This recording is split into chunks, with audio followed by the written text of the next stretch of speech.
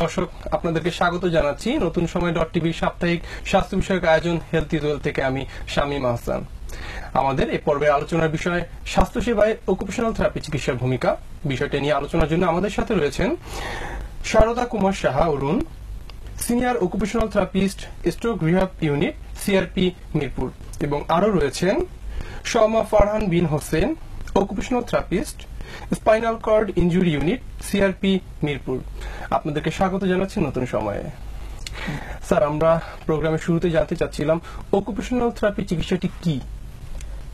Actually occupational therapy চিকিৎসাটি হচ্ছে একটি চিকিৎসা বিজ্ঞানের স্বীকৃত শাখা এবং আধুনিক চিকিৎসা সেবা বিজ্ঞানের একটি বিভাগ, যেখানে একজন ব্যক্তির শারীরিক, মানসিক এবং তার পারিপার্শ্বিক যে সমস্যাগুলো হয়, যার ফলে তার দৈনন্দিন কাজে ব্যাহত হয়, অর্থাৎ সে তার ডেইলি কাজগুলো, অ্যাক্টিভিটিসগুলো ঠিক মতো করতে পারে না। এই তার যে কাজগুলোকে স্বনির্ভর করার জন্য, অর্থাৎ ওই ব্যক্তি যেন ওই সকল কাজে স্বনির্ভর হয়, সেই জন্য অকুপেশনাল থেরাপি চিকিৎসা দিয়ে থাকে। যেমন একজন স্ট্রোক আক্রান্ত ব্যক্তি, স্ট্রোকের পর তার এক পাশ প্যারালাইজড হয়, অর্থাৎ সে ওই পাশ ঠিক মতো ব্যবহার করতে পারে না। তার জামা কাপড় পরা, খাওয়া দাওয়া, গোসল করার, হাঁটা চলা, এই সমস্ত কাজে ব্যবহার করতে পারে না। এবং অকুপেশনাল থেরাপিস্টের মূল ভূমিকা থাকে যেন ওই ব্যক্তি আবার পুনরায় তার ডেইলি কাজগুলো, যেগুলো হচ্ছে তার ডেইলি নিত্য প্রয়োজনীয় কাজ, সেই কাজে যেন আবার পুনরায় স্বনির্ভর হতে পারে, নিজের কাজগুলো নিজে করতে পারে। এই উদ্দেশ্যে অকুপেশনাল থেরাপি তার চিকিৎসা পদ্ধতি অনুযায়ী চিকিৎসা করে থাকে। জি স্যার, আপনার কাছ থেকে জানতে চাচ্ছিলাম যে অকুপেশনাল থেরাপি চিকিৎসা সেবাটি আসলে কতদিন আগে বা কিভাবে শুরু হয়? অ্যাকচুয়ালি অকুপেশনাল থেরাপি চিকিৎসার ব্যবস্থাটা শুরু হয় প্রথম বিশ্বযুদ্ধের আগে। তখন হচ্ছে চিকিৎসার মাধ্যম হিসেবে কাজকে ব্যবহার করা হতো, এবং প্রথম বিশ্বযুদ্ধের পর যুদ্ধাহত যারা ছিলেন তাদেরকে শারীরিক, মানসিক ভাবে পুনর্বাসন করার জন্য আপনার অকুপেশনাল থেরাপি চিকিৎসাটা শুরু হয়। মূলত ঊনবিংশ শতাব্দীর শেষের দিকে এবং বিংশ শতাব্দীর শুরুর দিকে অকুপেশনাল থেরাপি চিকিৎসা ব্যবস্থাটা শুরু হয়। বাংলাদেশে মুক্তিযুদ্ধের পরপরই আপনার বিদেশি এক পর্যবেক্ষক দলের সমন্বয়ে আপনার অকুপেশনাল থেরাপি চিকিৎসা ব্যবস্থাটা শুরু হয়। 1976 সালে অকুপেশনাল থেরাপি থেকে 3 জন গ্রাজুয়েট এই কোর্স থেকে সম্পন্ন করেন, এবং পরবর্তীতে আপনার কোর্সটি চালু হয় 1993 সালে সিআরপি নামক প্রতিষ্ঠানে। সেখানে আপনার অকুপেশনাল থেরাপি অ্যাসিস্ট্যান্ট কোর্সটা চালু হয়। দেন হচ্ছে 1995 সালে আপনার অকুপেশনাল থেরাপি ডিপ্লোমা কোর্সটি চালু হয়, এবং 1999 সালে বিএসসি ইন অকুপেশনাল থেরাপি কোর্সটি চালু হয়, এবং এই কোর্সটি আপনার world federation of occupational therapist এবং বাংলাদেশে ঢাকা ইউনিভার্সিটির মেডিসিন ফ্যাকাল্টির অন্তর্ভুক্ত হয়। এখানে কি প্রথম যে কোর্সটি শুরু হয়েছিল সেটা কোন প্রতিষ্ঠানে শুরু হয়েছিল? একদম প্রথমে মুক্তিযুদ্ধের পরপরে, এখন নিটোর যেটা তৎকালীন ছিল RISD, তখন অকুপেশনাল থেরাপি কোর্সটি ওখানে চালু হয়। এখন বর্তমানে কি কি ধরনের কোর্স রয়েছে এই অকুপেশনাল থেরাপিতে অন্তর্ভুক্ত? এখন বর্তমানে বাংলাদেশে সিআরপির একীভূত প্রতিষ্ঠান বাংলাদেশ হেলথ প্রফেশনস ইনস্টিটিউট, এখানে অকুপেশনাল থেরাপির 3টি কোর্স চালু আছে। 1 নম্বর কোর্স হচ্ছে বিএসসি ইন অকুপেশনাল থেরাপি, 4 বছর মেয়াদী এবং 1 বছর ইন্টার্নশিপ, টোটাল 5 বছর। এটা হচ্ছে ঢাকা বিশ্ববিদ্যালয়ের মেডিসিন ফ্যাকাল্টির অন্তর্ভুক্ত। 2 নম্বর হচ্ছে ডিপ্লোমা ইন অকুপেশনাল থেরাপি, এটা হচ্ছে 3 বছর মেয়াদী কোর্স, এবং এটা হচ্ছে বাংলাদেশের রাষ্ট্রীয় চিকিৎসা অনুষদ কর্তৃক স্বীকৃত। এবং 3 নম্বর যে কোর্সটি চালু আছে এটা হচ্ছে অকুপেশনাল থেরাপি অ্যাসিস্ট্যান্ট কোর্স, এটা হচ্ছে 1.5 বছর মেয়াদী। স্যার, আপনার কাছ থেকে জানতে চাচ্ছিলাম যে অকুপেশনাল থেরাপি চিকিৎসাটি কাদের জন্য বা কিভাবে দেওয়া হয়? হ্যাঁ, খুব সুন্দর। যে অকুপেশনাল থেরাপি চিকিৎসা পদ্ধতিটি কি প্রত্যেক বয়সের যাদের অসুবিধা, অর্থাৎ যাদের ডেইলি কাজগুলো করতে অসুবিধা, প্রত্যেক বয়সের লোকজনের জন্যই প্রযোজ্য। প্রথমত আমরা যদি আসি যে নিউরোলজিক্যাল কন্ডিশন, অর্থাৎ যাদের মস্তিষ্কজনিত, স্নায়ুরোগজনিত সমস্যা, যেমন stroke, Parkinson disease, multiple sclerosis, এবং ব্রেন ইনজুরি, হেড ইনজুরি কিংবা স্পাইনাল কর্ড ইনজুরি, এই জাতীয় স্নায়ু রোগ ব্যাধি বা রোগ সমন্বিত যেসব ব্যক্তি যারা ঠিকমতো কাজকর্ম করতে পারতেছে না কিংবা আফটার স্ট্রোক তাদের ডিসেবিলিটি গ্রো করছে, এদেরকে অকুপেশন থেরাপি চিকিৎসা পদ্ধতিতে এনে তাদেরকে পুনর্বাসন করা সহজ হয়। এবং আমরা যদি শিশু রোগে যাই, অর্থাৎ পিডিয়াট্রিক সেটিংস, সেখানে যেমন আছে সেরেব্রাল পলসি কিংবা অটিজম, ডাউন সিনড্রোম, এই ধরনের শিশু রোগজনিত যে সমস্ত কন্ডিশন আছে, এদের ক্ষেত্রে অকুপেশন থেরাপিস্ট গুরুত্বপূর্ণ ভূমিকা পালন করে। তাদের যে সমস্ত ডেইলি অ্যাক্টিভিটিস অসুবিধা হয় কিংবা ডেভেলপমেন্টাল যে অসুবিধাগুলো, সেগুলোতে অকুপেশন থেরাপিস্ট বিশেষ ভূমিকা পালন করে। আমরা যদি মানসিক স্বাস্থ্যের দিকে দেখি, সেখানে অকুপেশন থেরাপিস্টের ভূমিকা অত্যন্ত গুরুত্বপূর্ণ। যেখানে আমরা দেখি সিজোফ্রেনিয়া কিংবা ডিপ্রেশন, এই ধরনের যে সকল মানসিক প্রতিবন্ধিতা কিংবা মানসিক রোগ আছে, যেগুলোর ফলে ওই ব্যক্তি সমাজে ঠিকমতো তার রোল প্লে করতে পারে না কিংবা নিজের ডেইলি অ্যাক্টিভিটিস গুলোতে নিজে হেল্প করতে পারে না, এই ধরনের রোগীদেরকে নিয়ে অকুপেশনাল থেরাপিস্ট খুবই গুরুত্বপূর্ণ ভূমিকা পালন করে, যাতে ওই ব্যক্তি তার নিজের কাজগুলো এবং সমাজে তার রোল প্লে করতে পারে। ঠিক একইভাবে আমি যদি আমাদের অর্থোপেডিক্স কন্ডিশন কিংবা মাস্কুলোস্কেলিটাল কন্ডিশনের দিকে দেখি, যেমন আমরা বলতে পারি ব্যাক পেন, নেক পেন, অস্টিওআর্থ্রাইটিস নি, কিংবা হ্যান্ড ইনজুরি কিংবা হ্যান্ড পেন, এই জাতীয় শারীরিক যে অসুবিধাগুলো, সেখানে অকুপেশন থেরাপিস্ট অত্যন্ত গুরুত্বপূর্ণ ভূমিকা পালন করে। এখানে চিকিৎসার সাথে সাথে একজন অকুপেশনাল থেরাপিস্ট কিভাবে এই ডিজিজগুলো বা এই অসুবিধাগুলো প্রতিরোধ করতে পারে, অর্থাৎ আর্গোনমিক্যাল সেটআপ দিতে পারে, যাতে করে ওই ব্যক্তির ব্যাক পেন কিংবা নেক পেন ঠিক প্রতিরোধ করা যায়, এই বিষয়েও একজন অকুপেশনাল থেরাপিস্ট অত্যন্ত গুরুত্ব সহকারে ওই ব্যক্তিবর্গ বা ওই জনগোষ্ঠীকে একটা উপদেশমূলক অ্যাক্টিভিটিস রাখতে পারে। ঠিক একইভাবে আমরা যদি দেখি কার্ডিয়াক রিহ্যাব, অর্থাৎ এই যে কার্ডিওলজির যে আমরা দেখি হার্ট রিলেটেড অসুবিধা, এই ক্ষেত্রে একজন অকুপেশনাল থেরাপিস্ট যেমন চিকিৎসা দিয়ে থাকে, তেমনই প্রতিরোধমূলক অ্যাওয়ারনেস করতে পারে, যাতে হার্ট রিলেটেড অসুবিধাগুলো তার কাজের জন্য কিংবা তার কর্মক্ষেত্রে কোনো অসুবিধা সৃষ্টি না করে। ঠিক একইভাবে অকুপেশনাল থেরাপিস্ট এখন বিশ্বে প্রাইমারি হেলথ কেয়ারেও কাজ করে, অ্যাওয়ারনেসমূলক কার্যক্রমগুলোতে ইনভলভ থাকে। এখানে আমি স্যারের সাথে একটু অ্যাড করি, আপনার আমাদের যে নিউরোলজিক্যাল কন্ডিশন গুলা, এখানেও অকুপেশনাল থেরাপি খুব গুরুত্বপূর্ণ ভূমিকা পালন করে, যেমন stroke, spinal cord injury, Guillain Barre syndrome, Parkinson disease, স্নায়ু রোগের আক্রান্ত বিভিন্ন রোগীদের ক্ষেত্রে আপনার অকুপেশনাল থেরাপিটা চিকিৎসা ব্যবস্থা দিয়ে থাকে। আমরা এটাও জানি আপনি স্পাইনাল কর্ড ইনজুরি ইউনিটে এই মুহূর্তে রয়েছেন অ্যাজ এ অকুপেশনাল থেরাপিস্ট হিসেবে। এই ক্ষেত্রে যে স্পাইনাল কর্ড ইনজুরি একজন পেশেন্ট, তাকে কিভাবে এবং কোন পর্যায়ে অকুপেশনাল থেরাপিটি দেওয়া হয় এবং কিভাবে দেওয়া হয়? এখানে আমরা স্পাইনাল কর্ড ইনজুরি পেশেন্টের জন্য অকুপেশনাল থেরাপি ব্যবস্থাটা 4 ভাগে ভাগ করেছি। 1 নম্বরে হচ্ছে অ্যাকিউট স্টেজ, দেন হচ্ছে অ্যাক্টিভ স্টেজ, দেন হচ্ছে রিহ্যাবিলিটেশন স্টেজ, দেন হচ্ছে কমিউনিটি রিইন্টিগ্রেশন স্টেজ। অ্যাকিউট স্টেজে পেশেন্ট যখন আসে, তখন সে হচ্ছে আপনার ট্রাকশন বেডে অথবা বেড রেস্ট অবস্থায় থাকে। এখানে তার যাতে শারীরিক কোনো বিকৃতি না হয় বা কোনো অসুবিধা না হয়, বা বিশ্রামে থেকে যাতে তাকে লেজার অ্যাক্টিভিটিতে এঙ্গেজ করা যায়, সেই ব্যবস্থাটা হচ্ছে আপনার অকুপেশনাল থেরাপি দিয়ে থাকে। দেন হচ্ছে আপনার অ্যাক্টিভ স্টেজ। অ্যাক্টিভ স্টেজ হচ্ছে আপনার অ্যাকিউট স্টেজ কমপ্লিট করার পরে পেশেন্ট যখন বেডে বসার মতো উপযুক্ত হয়, তখন আমরা পেশেন্টকে আপনার বেডে বসানো প্র্যাকটিস করি। দেন হচ্ছে তাকে বেডে বসিয়ে বিভিন্ন ফাংশনাল অ্যাক্টিভিটিতে আমরা তাকে এঙ্গেজ করি। দেন হচ্ছে যখন সে অ্যাকিউট এবং অ্যাক্টিভ ফেজ কমপ্লিট করে রিহ্যাব ফেজে যায়, তখন তার যে দৈনন্দিন জীবনের কাজগুলো আছে, তার শারীরিক সামর্থ্যকে কাজে লাগিয়ে তাকে আমরা সেই এডিএল রিট্রেনিং করে থাকি, অ্যাক্টিভিটিজ অফ ডেইলি লিভিং যাকে বলে। দেন হচ্ছে তার চলাচলের জন্য আপনার, সে যদি আপনার হুইল চেয়ার বাউন্ডেড হয়, হুইল চেয়ার থেকে কিভাবে বেডে, কিভাবে চেয়ারে ট্রান্সফার হবে, কিভাবে হুইল চেয়ার মোবিলিটি করবে, এই জিনিসগুলো হচ্ছে আমরা ট্রেনিং এর মাধ্যমে তাকে শিখিয়ে থাকি।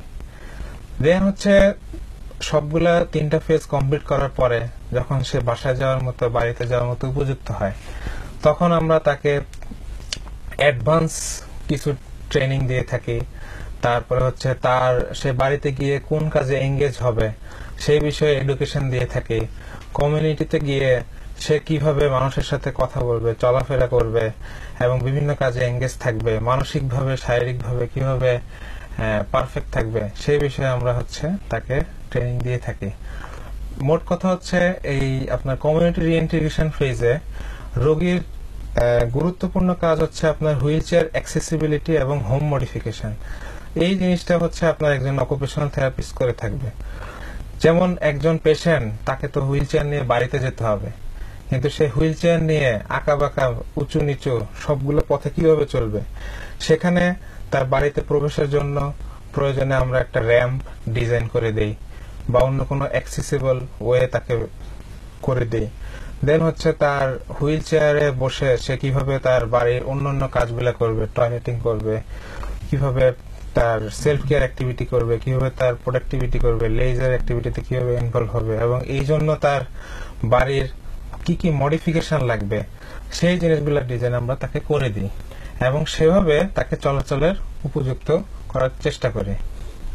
একই সাথে শুধুমাত্র ফারহান সাহেব যেটা বললেন, আমি একটু অ্যাড করতে যাচ্ছি যে শুধুমাত্র তার বাড়ির এনভায়রনমেন্টই না, এর সাথে সাথে তার যে অকুপেশন অর্থাৎ তার যে একটা পেশা ছিল বিফোর এই অ্যাক্সিডেন্ট, সেক্ষেত্রেও কিন্তু অ্যাক্সেসিবিলিটি নিয়ে এবং সে যাতে ওই কাজটাতে আবার ফিরে যেতে পারে, অর্থাৎ সে যদি শপ ম্যানেজমেন্ট করে দোকান চালায় সে যাতে ওই দোকানটাতেও অ্যাক্সেস হয় এবং তার সেলফ ইন্ডিপেন্ডেন্সি যাতে বাড়ে এবং ওই সমাজে তার যে রেসপেক্ট ছিল সেই ক্ষেত্রেও যাতে ইন্ডিকেশন করা যায়। এই জন্য অকুপেশনাল থেরাপিস্ট ওই সমাজের ভিতরেও বিভিন্ন ধরনের সংগঠনমূলক কিংবা এডুকেশনমূলক কার্যক্রম চালিয়ে থাকে।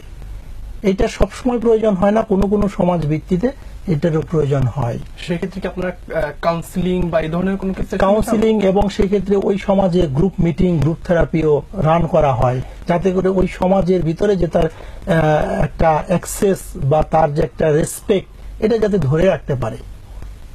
এখানে আরো একটা বিষয় উল্লেখযোগ্য সেটা হচ্ছে রোগীকে যখন সবকিছু শিখিয়ে বাড়িতে পাঠানো হয়, সিআরপি থেকে হচ্ছে আপনার একটা নির্দিষ্ট সময় পর পর হোম ভিজিট করা হয় এবং সেখানে রোগী বাড়িতে কি অবস্থায় আছে, তার শারীরিক, মানসিক, সামাজিক, পারিপার্শ্বিক ওভারঅল সবগুলো জিনিস কিভাবে আছে, সে কিভাবে নিজের সাথে অন্য সবকিছুর সাথে খাপ খাওয়াতে পেরেছে, তার বর্তমান কোনো সমস্যা আছে কিনা, এগুলা এমডিটি টিম মেম্বারের মাধ্যমে তা পরিদর্শন করা হয় এবং তার চলতি যে সমস্যা আছে সেই সমস্যা সমাধানের জন্য আপনার এমডিটি মেম্বারের অন্তর্ভুক্ত অকুপেশনাল থেরাপিস্ট, ফিজিওথেরাপিস্ট, নার্স, তারা রোগীর সমস্যাগুলো নির্ণয় করে সমাধান দেওয়ার চেষ্টা করেন। এই ক্ষেত্রে আপনি বলছিলেন সিআরপির কথা, এর বাইরে কি আর কোনো সংগঠন বা কোনো অর্গানাইজেশন কি আছে যারা অকুপেশনাল থেরাপি সার্ভিসটি প্রোভাইড করছে বাংলাদেশে? অবশ্যই আছে। সিআরপি ছাড়াও বাংলাদেশে আপনার বিশেষ চাহিদা সম্পন্ন স্কুল আছে, অটিজম স্কুল। দেন হচ্ছে আপনার হসপিটাল আছে, যেমন স্কয়ার হসপিটাল, অ্যাপোলো হসপিটাল। তারপরে হচ্ছে আপনার গণপ্রজাতন্ত্রী বাংলাদেশ সরকারের সমাজ কল্যাণ মন্ত্রণালয়ের অন্তর্ভুক্ত জাতীয় প্রতিবন্ধী ফাউন্ডেশনে অকুপেশনাল থেরাপিস্ট আছেন। মাদকাসক্ত পুনর্বাসন কেন্দ্র, আপনার এই অর্গানাইজেশন গুলোতে আপনার অকুপেশনাল থেরাপিস্ট আছেন। এছাড়াও অকুপেশনাল থেরাপিস্ট আপনার বিভিন্ন এনজিও যেমন হ্যান্ডিক্যাপ ইন্টারন্যাশনাল, ডিআরআরএ, যারা মূলত প্রতিবন্ধিতা, আপনার শিক্ষা, স্বাস্থ্য বিভিন্ন প্রজেক্ট নিয়ে কাজ করে, সেখানেও বিভিন্ন অকুপেশনাল থেরাপিস্ট কর্মরত আছেন। স্যার, আমরা আরেকটা জিনিস জানি, যেটি আপনি দীর্ঘ 10 বছর ধরে প্র্যাকটিস করছেন এই পেশায় এবং আপনি এই মুহূর্তে রয়েছেন সিআরপির স্ট্রোক ইউনিটে এবং এছাড়াও আপনি একই সঙ্গে মেম্বারশিপ রয়েছেন member of the international Parkinson's and movement disorder society, যেটি আমেরিকার। এই সোসাইটির মূল কাজগুলো কি এবং এখানে পার্কিনসনের যে অসুখটি, এই অসুখে অকুপেশনাল থেরাপির ভূমিকা রয়েছে কি কি? এই International Parkinson and Movement Society ডিসঅর্ডারটি এটা আমেরিকার একটা প্রতিষ্ঠান যেটা সারা ওয়ার্ল্ডেই কাজ করে থাকেন। ওনাদের মূল এইমটা, কাজটা হচ্ছে যে সমাজে যে মুভমেন্ট যে ডিসঅর্ডার গুলো আছে, অর্থাৎ আফটার স্ট্রোক কিংবা অন্যান্য ধরনের মুভমেন্টের যে সমস্যাজনিত রোগীগুলো এবং একই সাথে পার্কিনসন জনিত যে রোগীগুলো, এদেরকে অ্যাওয়ারনেস ডেভেলপ করা, এদেরকে ট্রিটমেন্ট প্রোভাইড করা এবং এদেরকে একটা এডুকেশনের ভিতরে আনা, এবং একই সাথে এই রোগীদেরকে নিয়ে যারা কাজ করবে, সমাজের যে ডাক্তার এবং থেরাপিস্ট গ্রুপ, অর্থাৎ physiotherapist, occupational therapist, speech and language therapist, এই সকল প্রফেশনালদেরকে ট্রেন্ড আপ করা এবং একটা আমব্রেলার ভিতরে, ছাতার ভিতরে নিয়ে আসা, যাতে সমন্বিত একটা মাল্টিডিসিপ্লিনারি অ্যাপ্রোচ ট্রিটমেন্ট দেওয়া যায়।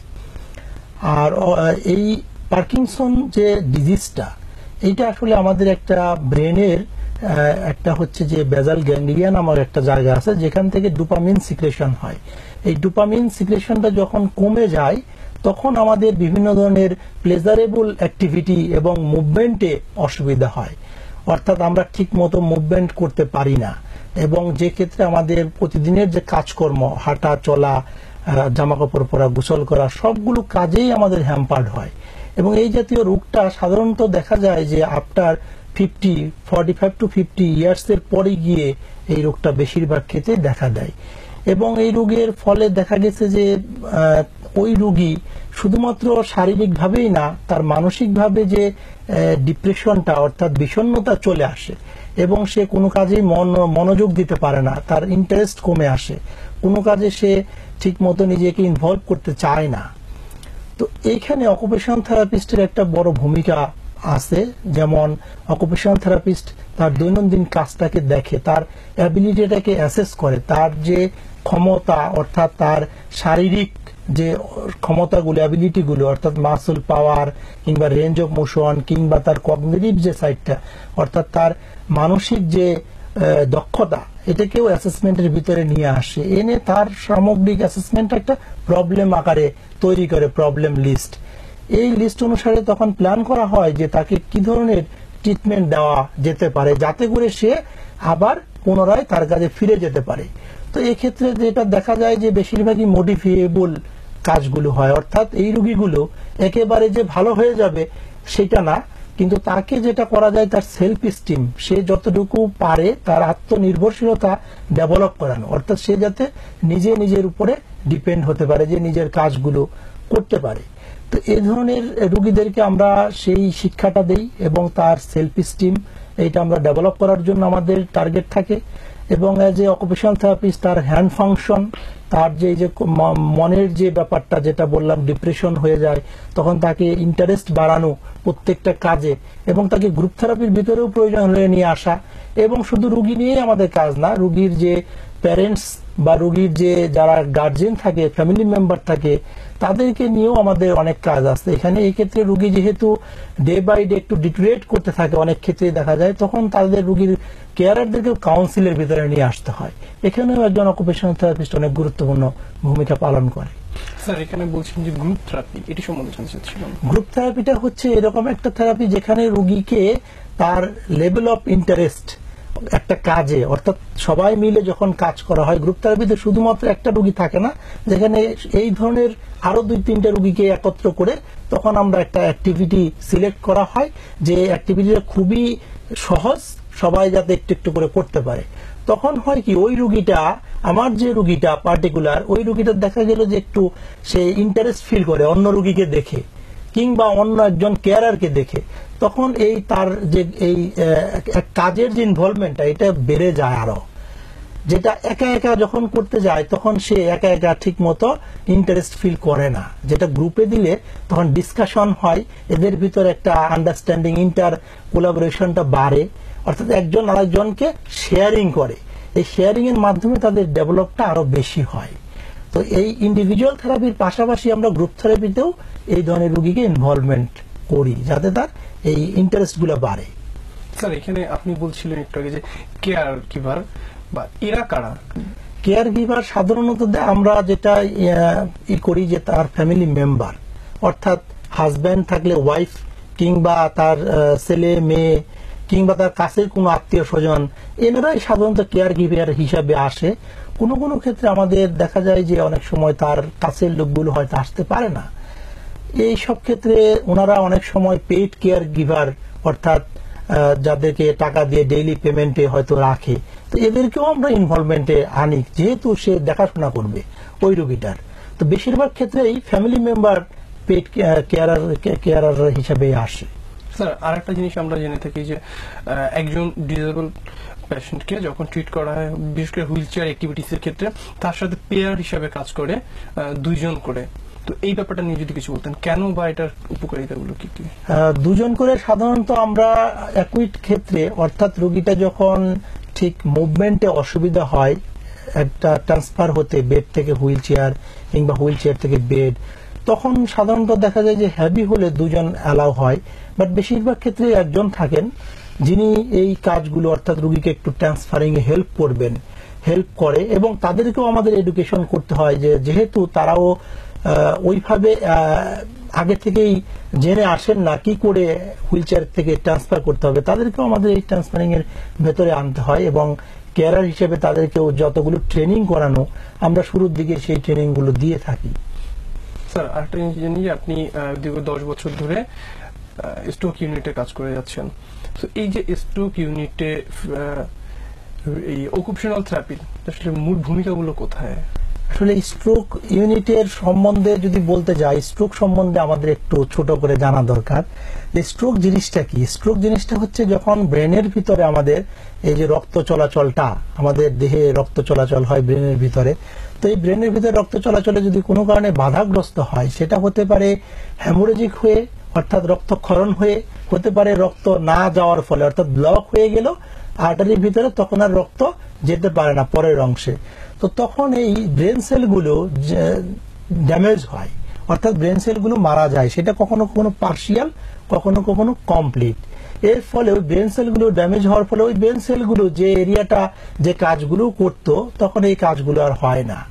তো এর ফলে কি হয়, আমাদের ব্রেনের যে পাশে স্ট্রোকটা ঘটনাটা ঘটে তার অপোজিট সাইড, অর্থাৎ যদি রাইট সাইডে ডান পাশে যদি ব্রেন ক্ষত হয় তাহলে বাম পাশ প্যারালাইজড হয়, অপোজিট সাইড প্যারালাইজড হয়ে যায়। এবং এর সাথে সাথে তার স্পিচ প্রবলেমও থাকতে পারে। পাশাপাশি কগনিটিভ একটা আমাদের ডোমেইন আছে, যেটা হচ্ছে আমাদের চিন্তা ভাবনা, আমাদের যে ইন্টারেস্ট, আমাদের ইমোশন, মেমোরি, এই জিনিসগুলো দেখে থাকে। এই সাইডটাও অনেক অংশেই দেখা যায় তার নষ্ট হয়ে যায়।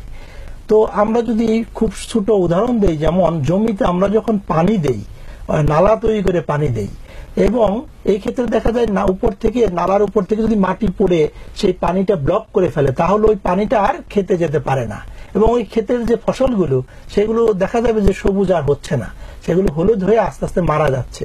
ঠিক এমন অবস্থাটাই আমাদের ব্রেনের ভিতরেও ঘটে। তো এটা হলো স্ট্রোক।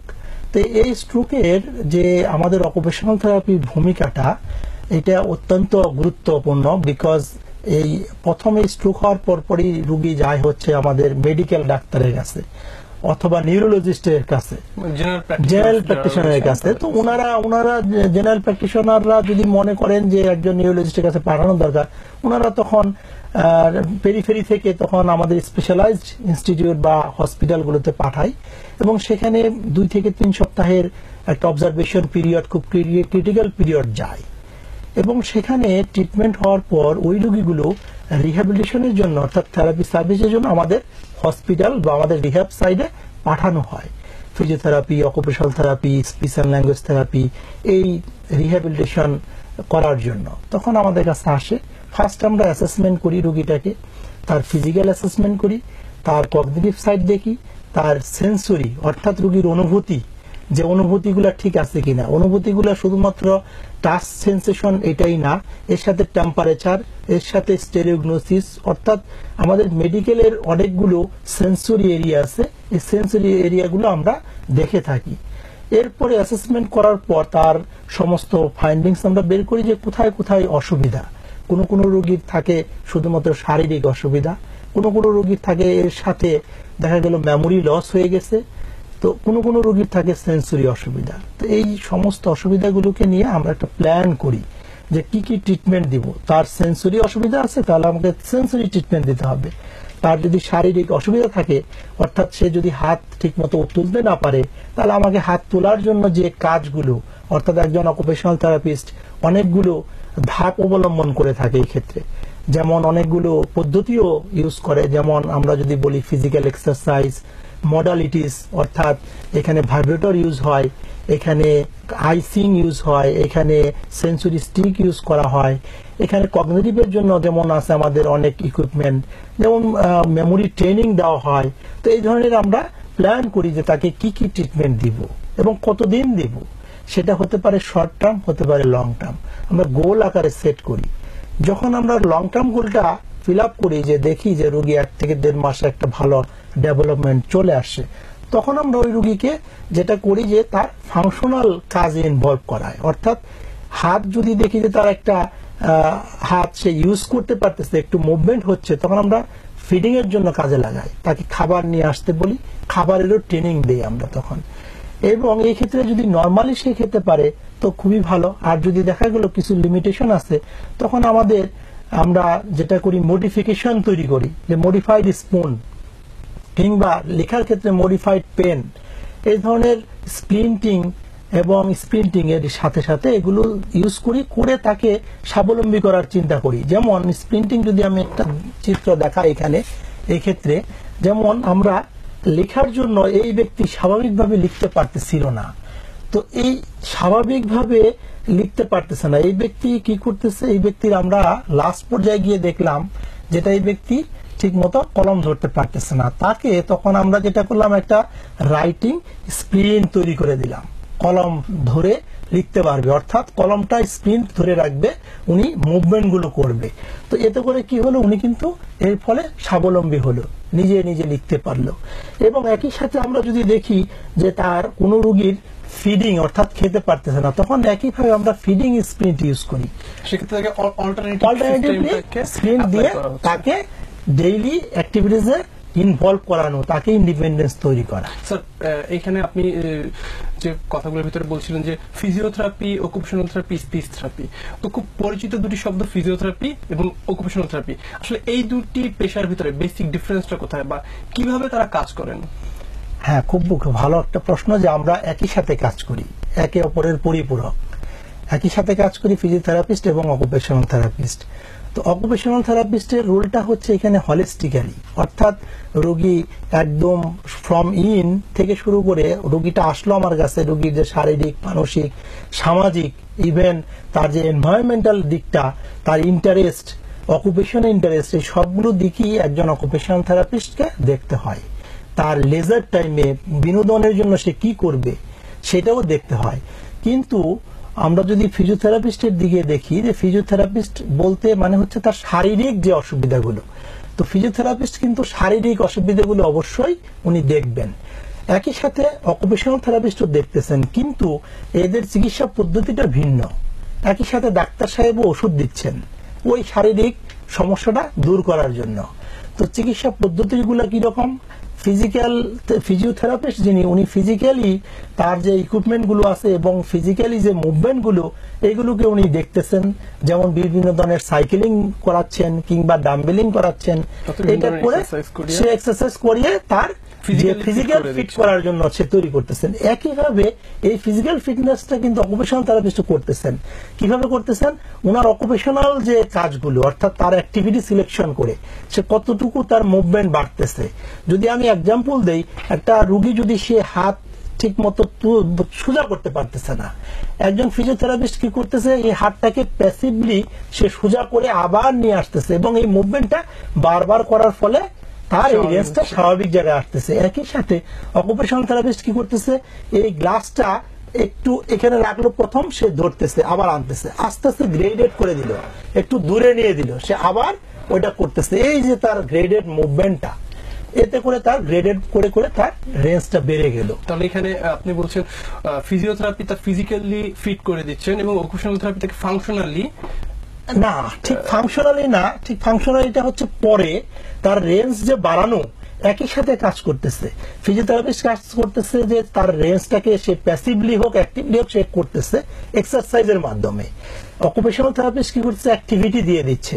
এখানে একটা অ্যাক্টিভিটি দিল যে কতটুকু দূরে থাকবে, এরপরের দিন আরেকটু দূরে, এরপরের দিন আরেকটু দূরে, একটা কিছু ধরার জন্য। এই যে বিভিন্ন ধরনের অ্যাক্টিভিটি সিলেকশন করে সে আলটিমেটলি তার রেঞ্জটা পুরোপুরি নিয়ে চলে আসলো।